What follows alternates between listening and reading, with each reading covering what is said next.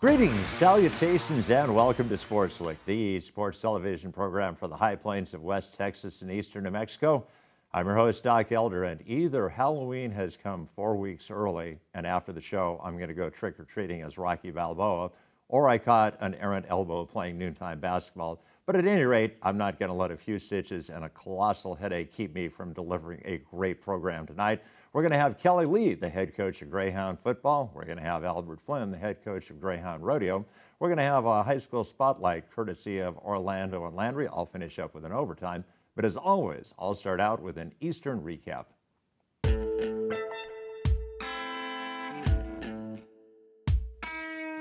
When the Saints come marching in, maybe a great song, but not particularly good if you're the Eastern New Mexico University volleyball team, because last weekend they lost to St. Edwards and they lost to St. Mary's.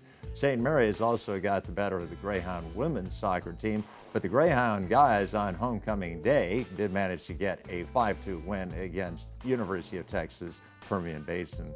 Well, that has been your Eastern recap, so we'll clear the set and we'll bring in our first guest, Kelley Lee from Greyhound football, right now.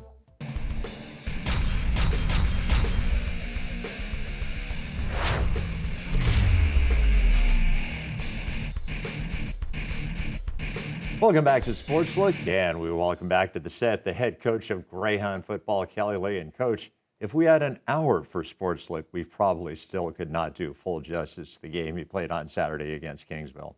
It was an exciting one for homecoming. I'm sure the fans that stuck around and weathered the lightning delay and the rain enjoyed what they got to see.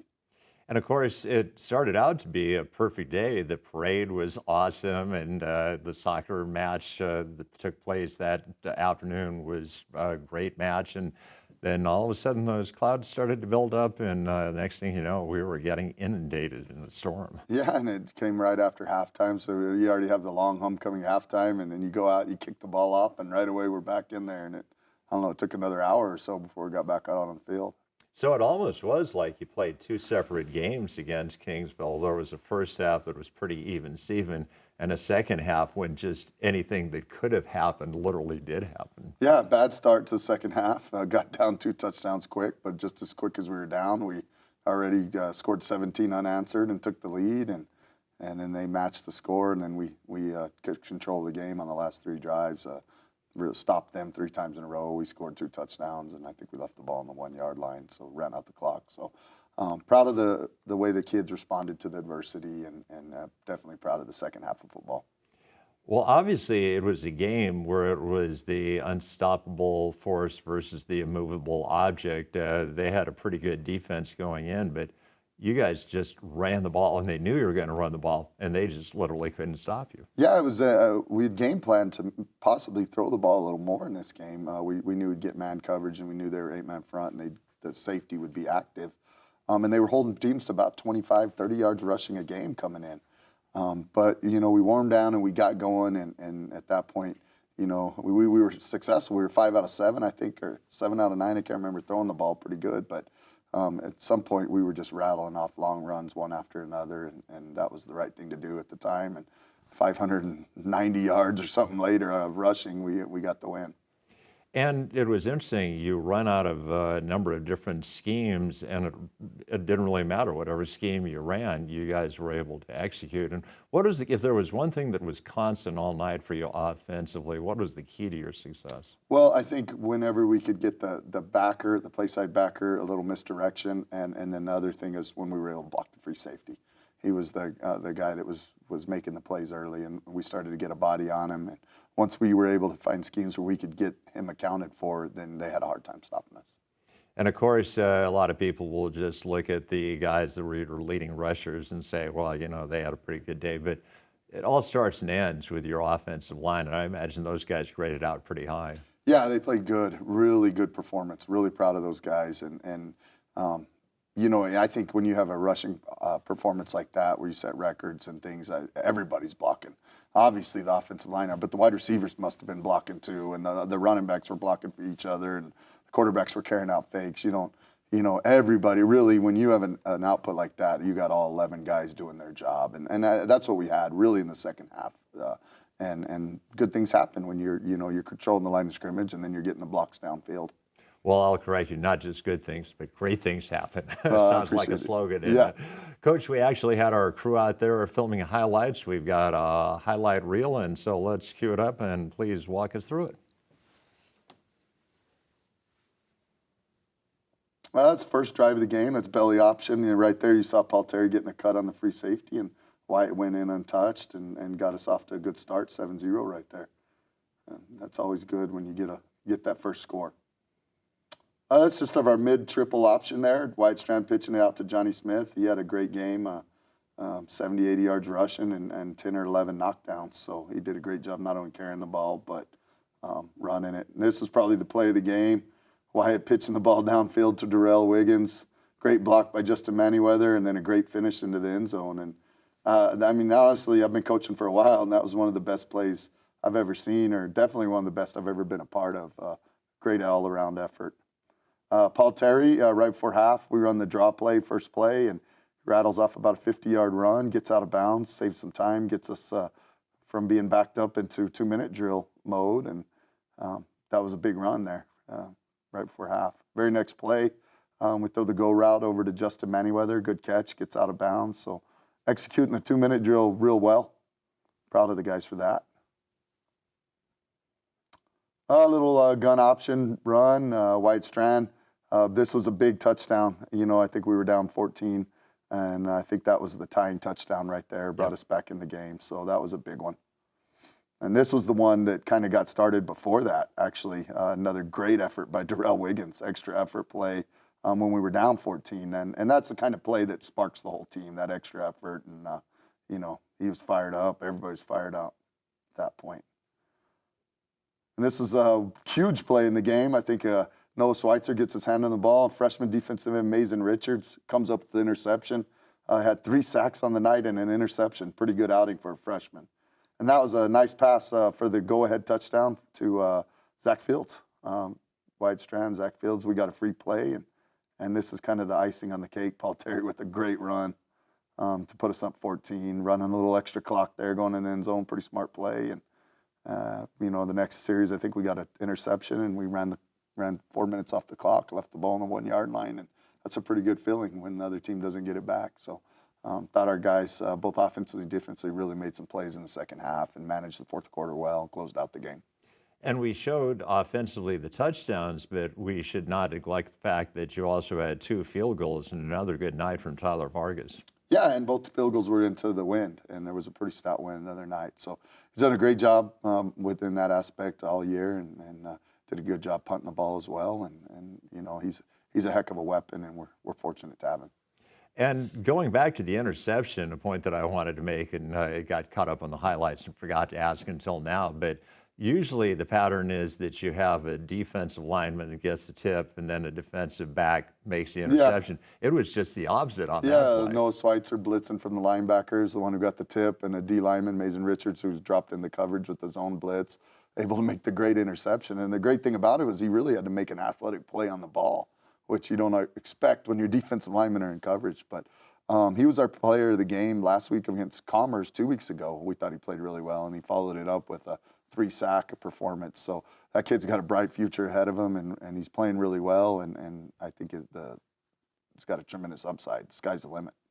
And one thing I do want to mention, and speaking to you, but also speaking to all of the people that are Greyhound fans, what a tremendous statement that even after that lengthy lightning delay, I was astounded at how many people stuck it out and waited for an hour and a half just so they could see the end of the ball game. I was surprised too, because we had the weather and the long delay, and it had already been a long half, and it was a 6 o'clock kickoff anyway, so, but the band came back, so we had that atmosphere, and, you expect the parents and family to come back, but I was really impressed and excited about how much of the student body came back to the game, and the alumni that had come down. So, it was still a pretty good crowd, and considering a lot better than I thought it'd be. And we sure appreciate everyone sticking with it. And I think they got to see a good half of football.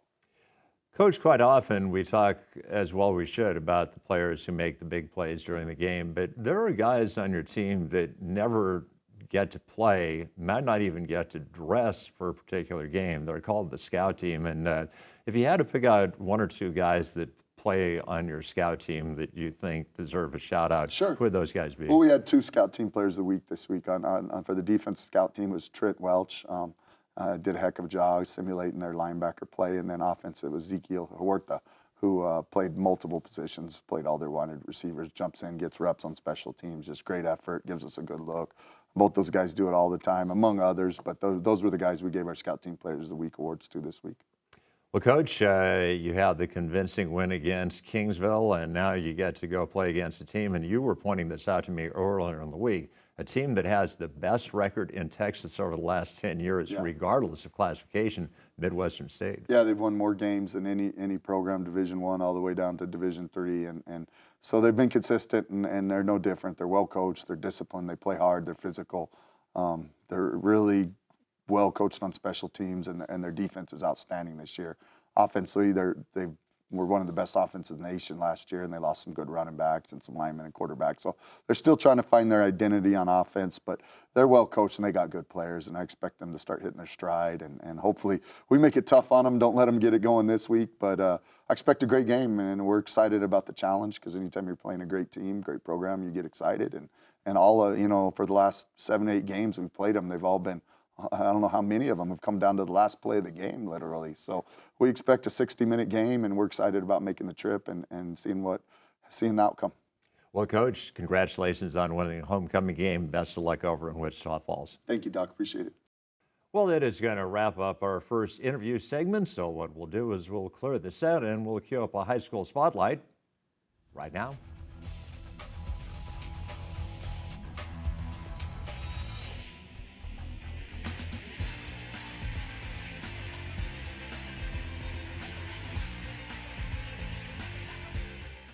Hello everyone, and welcome back to another edition of High School Spotlight. I'm Orlando Perez. And I'm Landry Widener.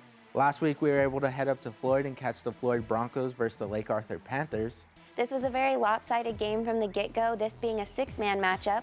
Floyd all in the first half, Lake Arthur in the second half. So let's get into those highlights to see who came out on top. 4 minutes into the game, the Broncos draw first blood. Quarterback Ricardo Ramirez hits Kaysen East on a receiver screen, and East fights his way through a tackle for the touchdown, putting the Broncos on top 8-0 after converting the extra 2 points. After a change of possession, the Panthers will take it on offense with number 56. That's Adrian Guillen making his way through traffic, dodging all of his obstacles, and is finally brought down around the 45. The Broncos back on offense. Number 8, Kobe Correa lines up at quarterback and pitches it to Ramirez. Ramirez takes the pitch, makes one cut to make a defender miss, and races down the field for another Floyd touchdown. Floyd still on top, 14-6. Running back Armando Ray trying to keep things going for the Panthers. He tries to cut it back, but the ball gets stripped by Ramirez from the Broncos, and it'll be picked up by the 8th grader, Isais Nieto. The Broncos now going to get that ball moving. Ramirez getting through traffic and defense and takes it all the way for another Bronco touchdown.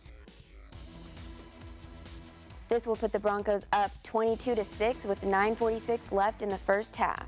The Panthers looking to get back in this ball game. They're deep in their own end zone, but their quarterback fires a cannon down the field to find his wide open receiver Fierro, and nobody will catch him as he races into the end zone to get the Panthers back on the board. After a converted 2-point try, the score is now 22-13. The Broncos trying to keep their lead. Ramirez rolls out and throws under pressure, but completes it to Correa for a short gain. Ibis Melendez for Floyd will hit Ramirez up the middle for the completion, and he's going to get the first down. The Panthers with a shot to take the lead. Guillen drops back and hits Ray on the check down. Ray jukes a defender and fights his way up the field for a big gain.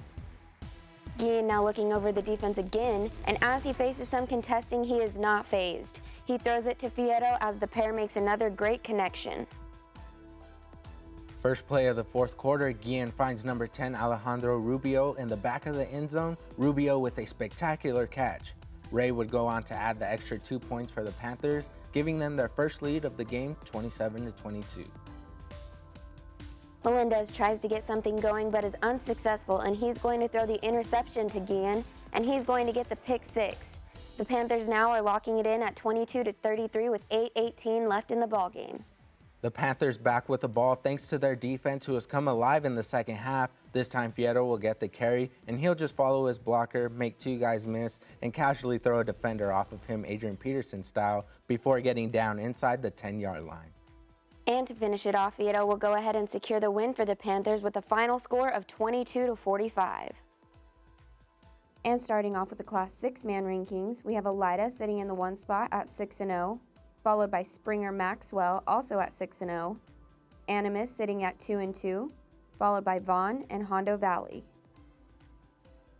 Moving right on to 8-man rankings, Melrose in the 1 spot, sitting at 5-0, followed by Tatum, who is 4-1, Manal, who is 5-0, and then Mountain Air and Logan. Next, we'll take a look at the Class 2A 11-man rankings, with Eunice in the 1 spot sitting at 4-1, followed by Fort Sumner House, Estancia, Texaco, and Lordsburg. In the 3A rankings, Tularosa sitting in the 1 spot at 4-1, followed by Socorro, who is 4-1, Hope Christian in the 3 spot 4-2, followed by Dexter and Robertson at 5-1. Moving right along to Class 4A, Bloomfield is in the 1 spot sitting at 6-0, Portales in the 2 spot at 4-1, followed by Lovington, Aztec, and St. Pius. Now for the 5A rankings, Roswell sitting in the 1 spot at a perfect 6-0, Las Lunas is in the 2 spot at 4-2, followed by Goddard, who is 4-1, and then Artesia and Piedra Vista, who are both 4-2. And finally, we'll take a look at the Class 6A rankings. In the 1 spot, Centennial is sitting at a perfect 6-0.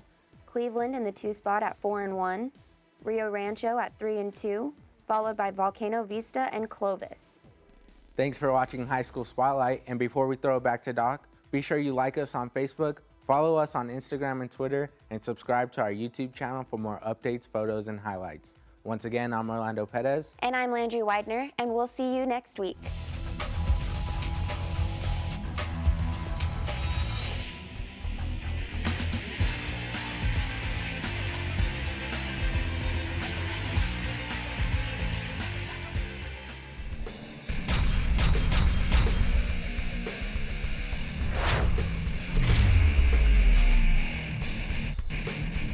Welcome back to Sportslook. Thanks to Orlando and Landry for that look at Floyd and Lake Arthur. And now we bring to the set of Sportslook one of my favorite people at Eastern New Mexico University, the head rodeo coach, Albert Flinn. And Coach, welcome back to Sportslook. Thank you, Doc. We appreciate it. Well, Coach, we wanted to get you on before College Days Rodeo just because of some scheduling conflicts. We weren't able, but we certainly wanted to get you on to talk about that because a great rodeo hosted by Eastern New Mexico. Yeah, we did. We had a great rodeo. Had 487 contestants from 17 colleges and universities, and weather was a little wet, but it was still okay. And we had 3 good performances, had good crowds, and of course it was our 50-year reunion for our men's national championship team for 1969. We honored the women's 1967 national champions and the men and women's reserve national champions for 1968. And we had a few come back. Of course, the teams were small. There's just 3 girls and 6 boys, so all of them couldn't quite, and some of them aren't here with us anymore, but we did have a nice reunion of those that came back. Yeah, and it really says volumes about how quickly we developed a rodeo program and how good it's been. Just anytime people go through the Greyhound Arena and they look at the wall with the accomplishments, rodeo's been pretty good. It's been successful for a long time. Yes, sir. And why has it been? I'd like to think the coaching had something to do with it, but if you had to say one reason why it's been so successful, what has sustained the success? I really think it was the beginning stages. We started with 6 boys, and then we had 3 girls, and we had quality kids. We won quite a bit, and the tradition continued on. Charles Chambers, who was a coach for 20-some years, recruited some really good team members and was very successful. And I've had an opportunity to come back and coach and had some really good, outstanding women's team. And I think the tradition is there. It's just a matter of recruiting the right ones. And Coach, talking about tradition, tell us a little bit for people that may not know about the Lewis Cooper Arena. What's the story of that arena?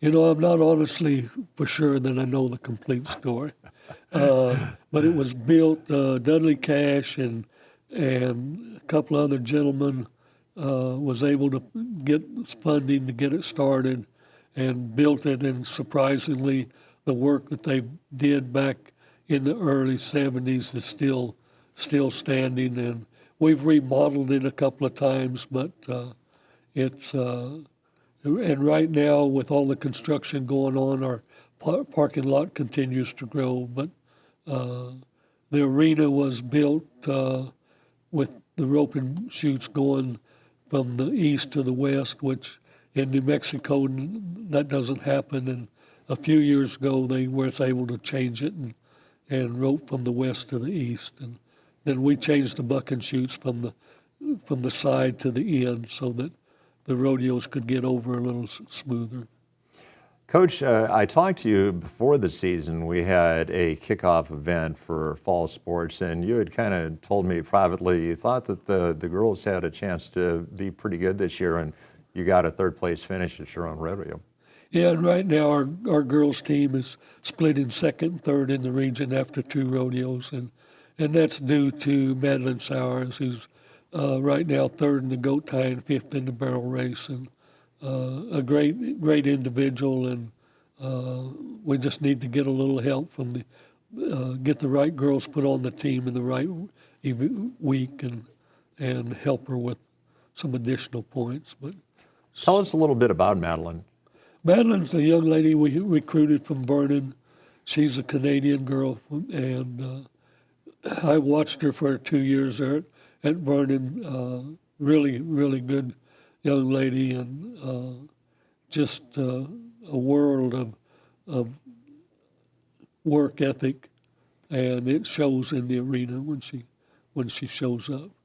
She works other events, but her real good events is the goat tie and the barrel race. She has a really nice barrel horse. We've talked before, you've been my guest, you've been nice enough to be on Sportslook before, and we've talked a little bit about it, but for people who are watching the program for the very first time and seeing you for the first time, how much of her success is just innate talent? How much of it is her horse? How much of it is the coaching? In the barrel race, the horse is 90% of it. She has to ride, and she has to ride good, which takes up the other 10%. Her talent is she's just athletic enough to, you know, when you run down the arena and bail off one of them horses running 20 miles an hour and tie a goat in 6'7". She is 6'7" there in Alpine over the weekend, and she's consistently quicker than 7 seconds. So a lot of it has to do with what they have been able to muster themselves.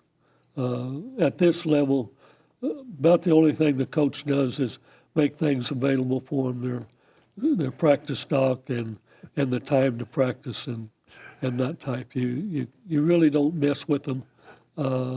You see what they're doing, and especially goat tires, they just have an ability to perform. And Coach, I was laughing as you were saying that because as a former coach myself, sometimes you just, if they're successful, just let them keep doing what they're doing. Right, absolutely. Coach, Madeline, a Canadian, not the first Canadian we've had. Is there a connection, or do you think there's kind of a network where a Canadian rodeo performance kind of said, hey, Eastern is a pretty good place to go? Well, a little bit of both. When I became the coach, we had a couple of Canadian boys here. They had a sister, and she came to school here. The sister had a friend, and she came. But she had 2 sisters, and those sisters have come to school here. And then we've branched out, and we've had some other girls from Canada. Shannon Jackson came from a different part of Canada, and she's graduated now, and she's applying to medical school. She graduated with a 4-point GPA in medical pre-med. And so we continue to get good students out of Canada and successful competitors. For people who are not totally familiar with the sport of rodeo, there's a fall season, there's a spring season, and you hope to go to the National College Finals rodeo. How many rodeos are there actually during the fall? We go to 5 rodeos in the fall. We've been to 2. We'll go to Vernon this next weekend, and then we'll go to Frank Phillips. They'll have their rodeo in Canadian, Texas, and then Texas Tech will be in Lubbock, and it'll be at the Fair Park Fairgrounds, and that'll be the 5 rodeos this fall. And when does the spring competition spring back up? Spring's up in February, the last part of February. Then we go to Odessa, and we wait a month, and then we go to Sweetwater for a Ranger College Rodeo, and then it stays consistent. We'll go to Snyder and Big Springs and Tarleton to finish up the year. And then hopefully a trip to Wyoming. Yes, sir. Yep. Hopefully we can get the girls there, and we have a couple of boys that have the ability to get there. It's just a matter of getting things taken care of.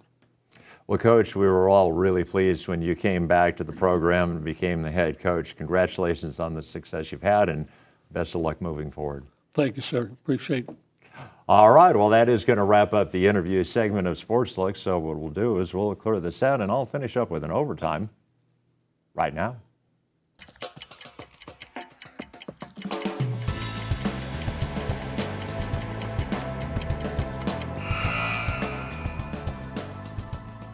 See if you can tell me what the following universities and colleges have in common. Abilene Christian, Incarnate Word, Northeast Oklahoma, Southeast Oklahoma, East Central Oklahoma, Southwest Oklahoma, McMurray, and Panhandle State. Give up? At one time, all of those were members of the Lone Star Conference, and they have since left. Well, we're going to be adding one more school to that category. Tarleton State earlier this week announced that they had been invited by the Western Athletic Conference, yes, the conference that has New Mexico State University in it, to become a member. And you're saying, doesn't that mean that they're going to become a Division I school? Yeah. Does that mean they're leaving the Lone Star Conference? Yeah. And personally, I'm sad because I enjoyed my trips to Stephenville, Texas. I kept looking for Jewel and Larry Mahan, and by gosh, maybe next year I would have seen them. Well, that is going to wrap up in overtime, and that will wrap up an episode of Sportslook. I would like to thank my guests, Kelley Lee and Albert Flinn. I'd like to thank Orlando and Landry for the high school spotlight. Backed by popular demand, Mr. Marcus was my floor director. So for those aforementioned people, this is Doc Elder saying, so long.